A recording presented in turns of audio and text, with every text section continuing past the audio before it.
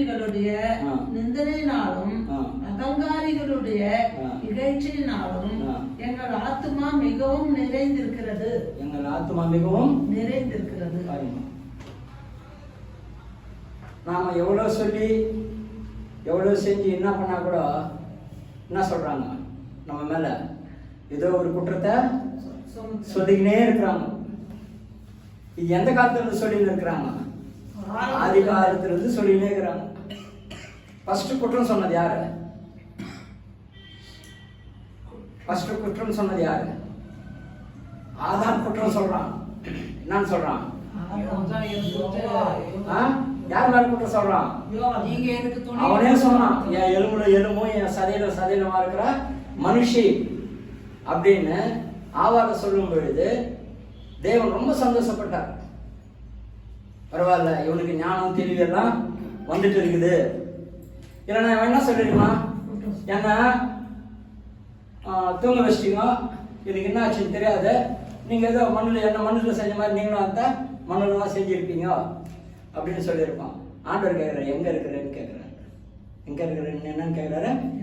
எங்க இருக்கிறேன்னு கேட்குறாரு. அதாமே எங்க இருக்கிறேன்னு கேட்குறாரு. நான் மரத்து பக்கத்தில் ஒழிஞ்சின்னு இருக்கிறேன். எனக்கு உன்னை பார்க்கறதுக்கு என்ன இருக்குது? வெக்கமா இருக்குது. உங்களை பார்க்கறதுக்கு ரொம்ப வெக்கமா இருக்குது. அப்போ எதனால நடந்துச்சு இதுன்னு கேட்கிறாரு. நீங்க வெக்கப்படுற அளவுக்கு இங்க என்ன தவறு நடந்தது ஆண்டவருக்கு தெரியும். ஆனாலும் அவர் கேட்கிறார். கேட்டாக்கா, நான் இல்லையா, அப்ப பாரு டக்குன்னு மாத்திர, நீங்க உண்டாக்குனீங்களே, என்ன மாத்தினீங்க? நீங்க உண்டாக்கின ஸ்ரீ விதமாய் செய்தார். அப்ப மட்டும் சொன்னான். என்ன சொன்னான்?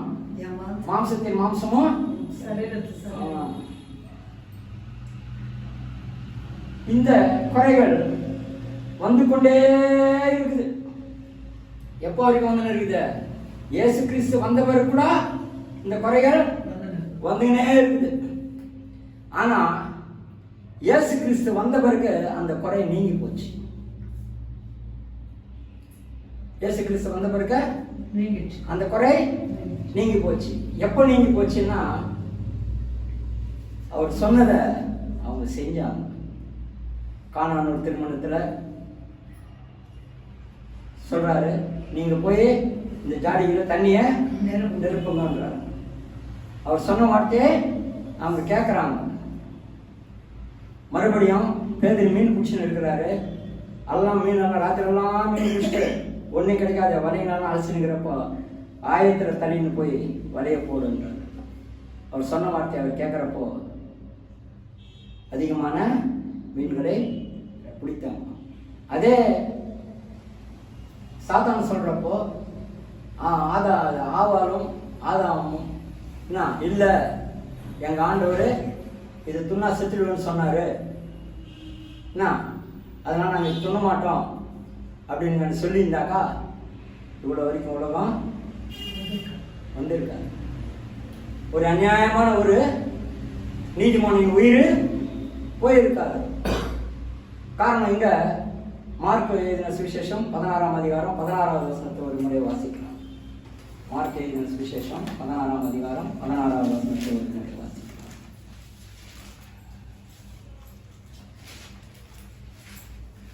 தமிழ் விசுவாசம் உள்ளவனாகி ஞானஸ்தானம் பெற்றவன் ரட்சிக்கப்படுவான். விசுவாசியாதவனும் ஆக்னிக்குள்ளாக தீர்க்கப்படுவான். பாருங்க, ஒரே இதுல ரெண்டும் சொல்றாரு.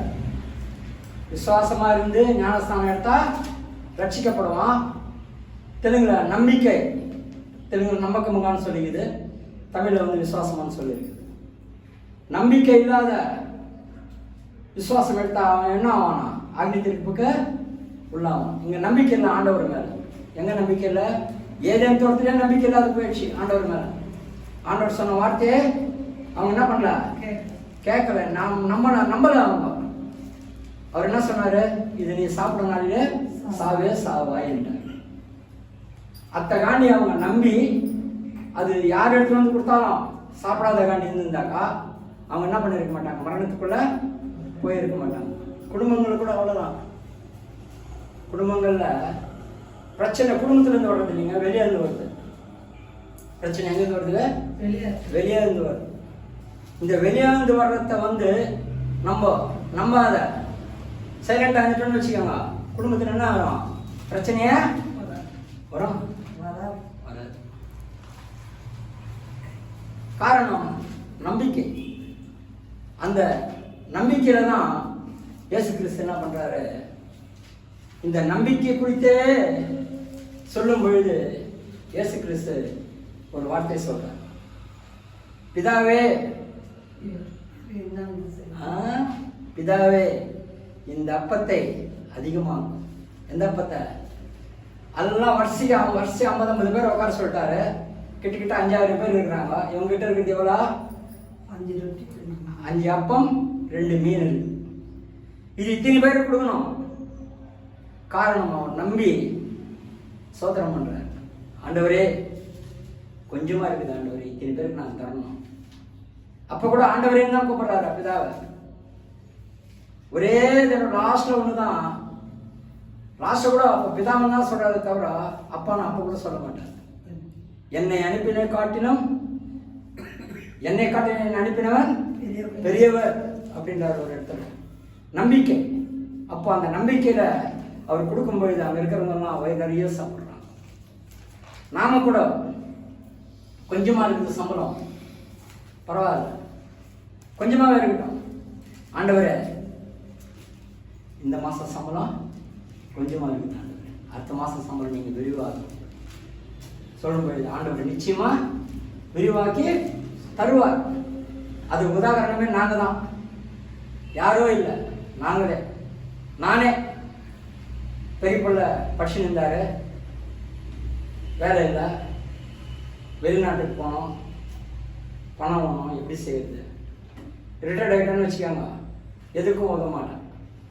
இருக்கும் பணம், இன்னும் ஒரு 20 லட்சமோ 25 லட்சமோ கொடுப்பாங்க, இருக்கும் பணம். ஆனால் அவங்க கேட்குற பணம் இருக்காது. ஆண்டவரே பிள்ளைங்க படிச்சுக்கிறாங்க, ஆண்டவரே வேலை இல்லை, ஆண்டவரே 2 வருஷம் கூட்டி கொடுத்தார்.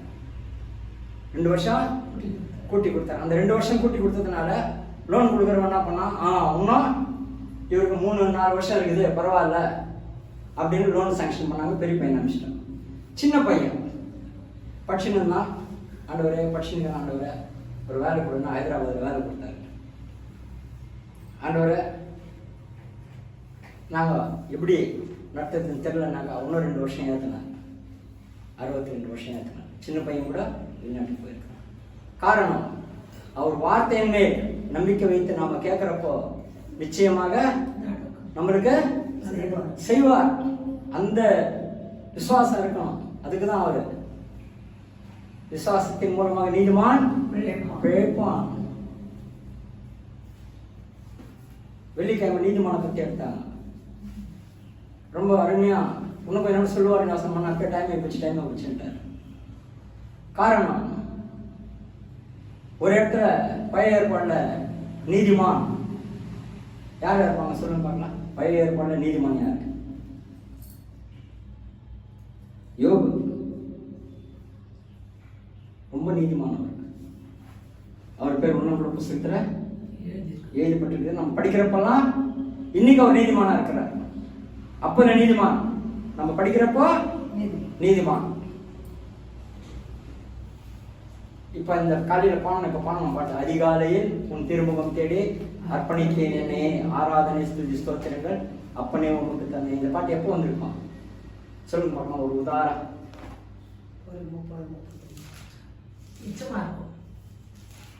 42 வருஷம் ஆகுது இந்த பாட்டு வந்து. 42 வருஷமா எழுதினுங்கிறார். ஆனா இன்னைக்கு நம்மளுக்கு பாடுறப்ப எப்படி இருக்குது? புதுசா இருக்குது. அதே மாதிரிதான் தினந்தோறமும் அவரே விசுவாசத்தின் மூலமா கேட்கிறப்போ